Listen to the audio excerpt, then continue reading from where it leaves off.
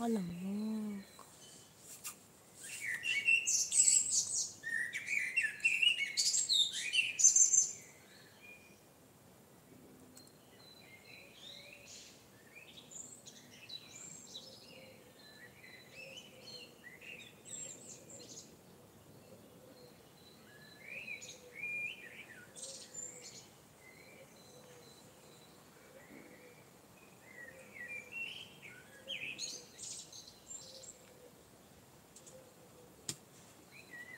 Oh, sige, Kuya Jose, babalik ka mamaya kung nakalive pa ako.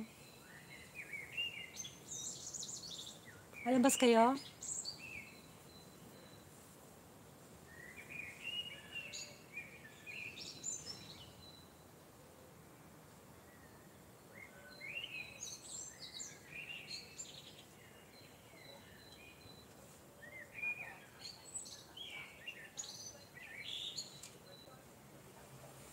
Magkuhan. Di ba hindi naman kayo umiinom? Dahil mainit sa Pilipinas, no?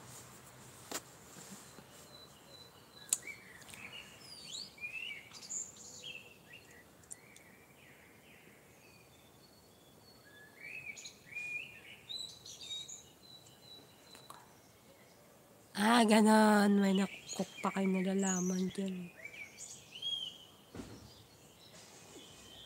Kok pa kayo nalalaman, di ba?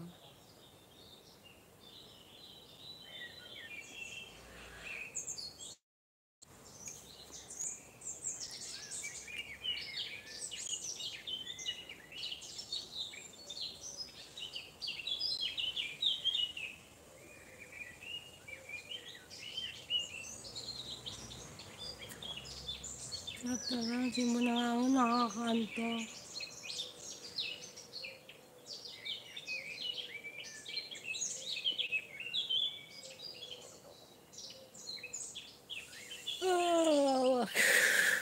Nantok na ako.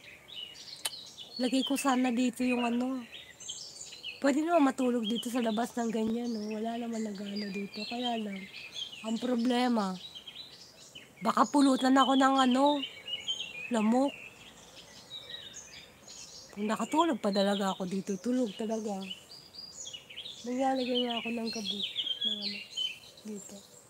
Kabutso. Kabutso ba yung tawag to? Ko lang.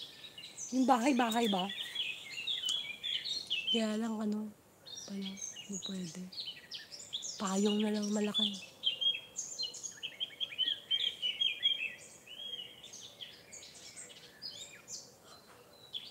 Nakantok talaga ako, sus. Malusip. Ba yan? Hikab ako ng hikab. Hikab ako ng hikab. Kasi nga, sarap-sarap ng hangin.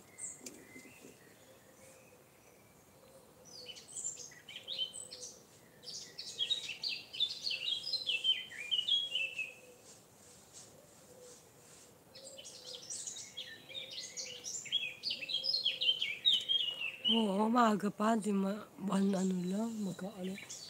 Kaya lang, sarap kasing hangin eh. Nakakantok talaga ang hangin. Yung ano ba, ano, preskong hangin, press na press, no? Sarap ano, pakiramdaman ng hangin. Masarap na hangin, kaya lang may mga lamok, nangangagat sila, di ba? Tapos may mga ano ka pa, may music ka pang, may music pa akong ibon. Oh, saan ka pa? Yung ibon. Doon sila nag-ano, tinan mo doon.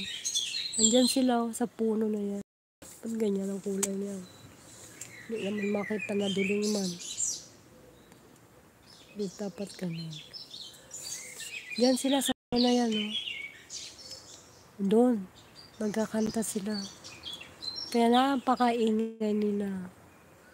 Alam mo pa pag ano, sa katapat ng kwarto namin yung puno na yan, no? Diyos ko, ang ingay talaga na, pag ano, pag nag-umpisa yan sila mga ganta na yan. Diyos ko, ang ingay talaga nila, grabe. Wala, hindi ka na makatulog.